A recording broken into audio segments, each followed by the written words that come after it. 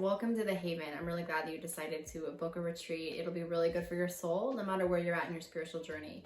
Oftentimes though, we book a retreat and we're like, okay, well, what do I do now? So this video, I'm going to talk about what do you do to plan and prepare for your retreat. I'm going to talk about how do you prepare for your retreat. I'm going to talk about how to design your plan and what to do while you're on retreat, and then some ideas to maybe mix in the retreat planning as well, and then also how to re-enter. What do you do when you're leaving the retreat, and then how to process it further as you go kind of through this experience. So whether you booked a 24-hour, a 48-hour, or three-day retreat, whatever, you can modify this to work for you.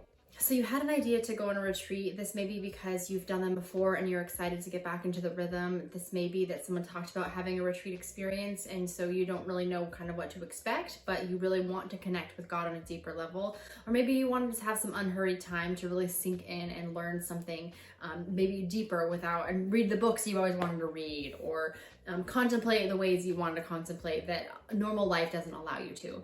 So I'm first going to talk about what types of retreats there are. And there are going to be two types of retreats you could be on. One is an interested retreat. Now you may think, well, what does that mean? Interested just means that you have a specific interest. If there's something specific that you want to do, maybe that's a topic, like you wanted to unpack anger, or you want to maybe look at all the Psalms, or you want to work on your marriage, or you want to really hear from God about discerning a certain call in your life. That would be a specific retreat. There's a plan, you have a goal that you had in mind, and that is going to shape how you're going to plan the retreat. The second type of retreat is going to be disinterested, which just means there isn't really an interest. It's a little bit more vague and general. So you're not going to be having some specific things, but the general theme would be that you want to be closer to God, or maybe that you're really grieving and you just want to hear from God and understand and know where He's at.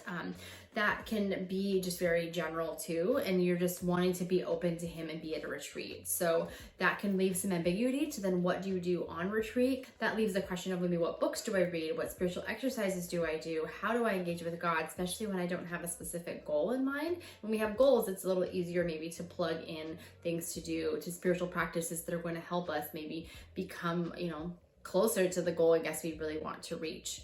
So with that in mind, I encourage you to kind of think through, is this a specific retreat I want to do? Is there a specific topic, that I want to cover, or that I want to learn, or something I want to dive deeper in with God? Or am I just really wanting to be with God on retreat with wherever I'm at? Knowing what type of retreat you're going to have is going to help guide what you do to prepare for your retreat. How do you structure your retreat? I encourage you to write out an outline if that's helpful, or maybe even just watching this video might give you an idea to then just jump right into the retreat experience. How do you structure your retreat? I encourage you to write this down, or at least jot some bullet points down, because that can be really helpful to use as a point of reference when you're on your retreat and you may feel like a little lost or anxious, and this might be a really great place to touch base with. So how do you structure it? The first thing you do, write down all of the givens, right? You're going to sleep, maybe if you're going to eat, if you're not fasting, or you're going to meet a spiritual director, those things are given, and that is going to impact your time. The next thing that I would do is to think about, is this an interested retreat? Is there a specific topic that I'm wanting to unpack? What books am I going to bring? What types of exercises am I going to do? And then you're going to fill in the rest of the time with that. So I like to, when I start on the 48-hour retreat, I'm coming in the afternoon or the evening. And so when I get to the retreat center, I would do one thing in the evening based on my topic. And then I do one in the morning, do one in the afternoon, and then do one at night. So I do 3 things a day. So think about it as morning, noon, and night, to doing the meat or the bulk of whatever exercise or whatever kind of processing you're going to do.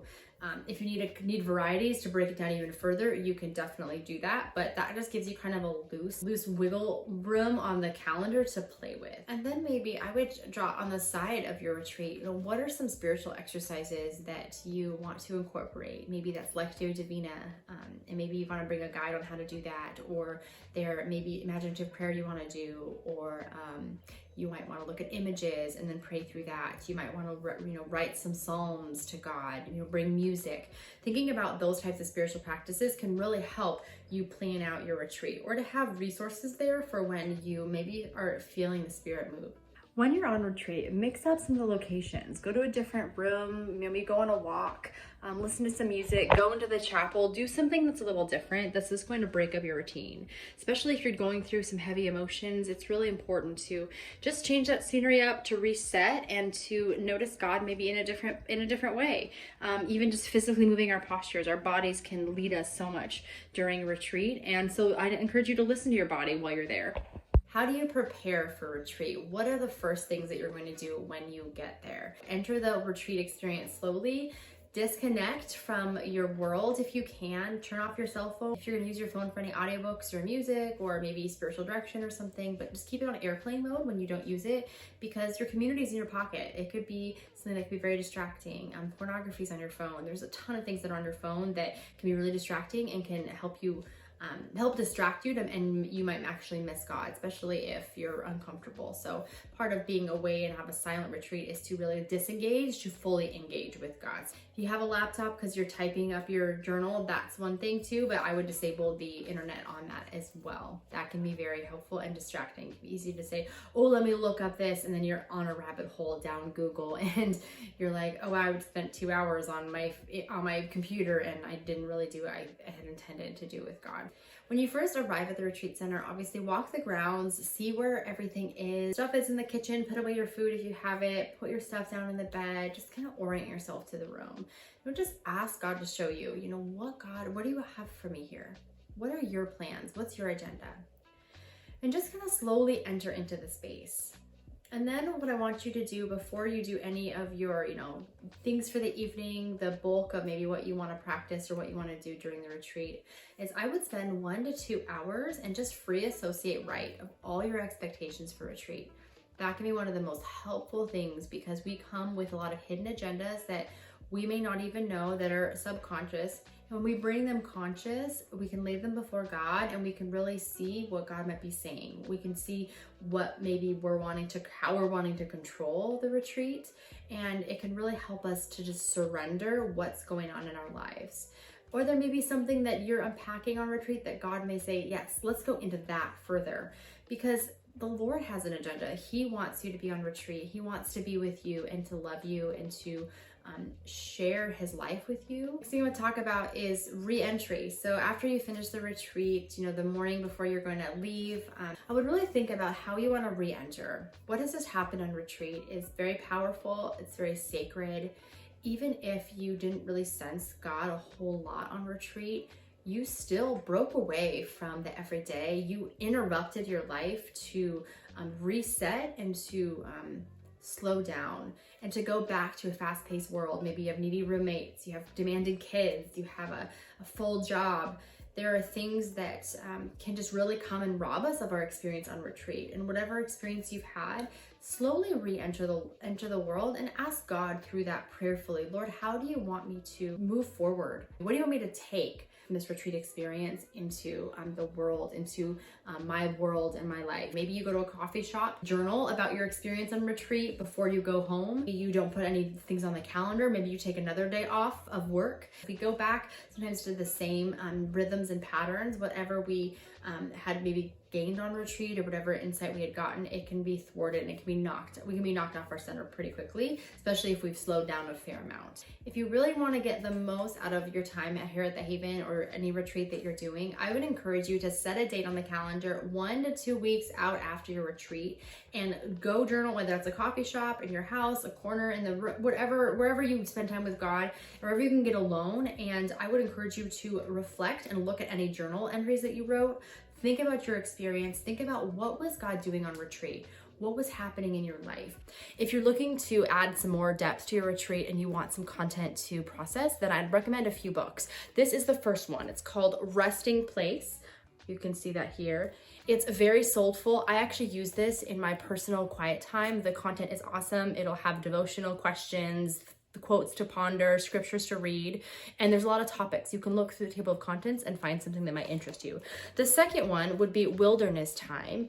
I really like this one because it explains a lot about retreat, about what to do when you're on retreat, how to think about it, how to enter, how to exit retreat. So these are 2 great resources if you want to have a book and have more content on what to process on retreat. I will link them in the description below. Oftentimes when we look in the rearview mirror, we can see God much more clearly than we can in the moment. When you're in on the retreat, when you're in the retreat, be in it. Be in the experience with God. Don't worry so much about journaling, about trying to capture everything. Be present to God who's always present to you.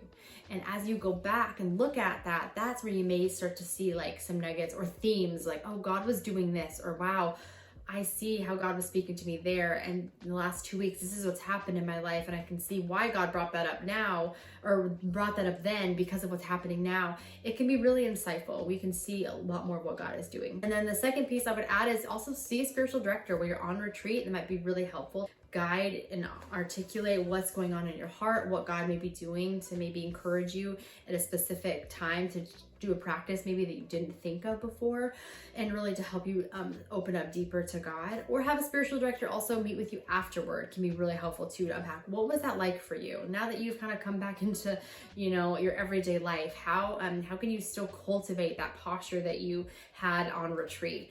Before, in, during, and after, or any time in between can be really helpful as well. I do spiritual direction at the Haven, so feel free to email me and then we can set up a time that might work for us to meet together. And I'm also going to link below a free guide on how to develop and how to like write out the outline to help that kind of goes along with this video. I hope that was helpful. I pray that God blesses you richly on this in this experience, and I also hope that you hold this loosely, that this may be a rhythm that you have for your life. And it's so awesome that you're wanting to stop and spend time with God in this really powerful and meaningful way. And also don't forget to hit the subscribe button. I do videos every Friday on spiritual formation and how to grow closer with God from the inside out. So if you want more of that content or videos or spiritual practices or prayer, things like that, go ahead and hit the subscribe button, and I will see you in another video.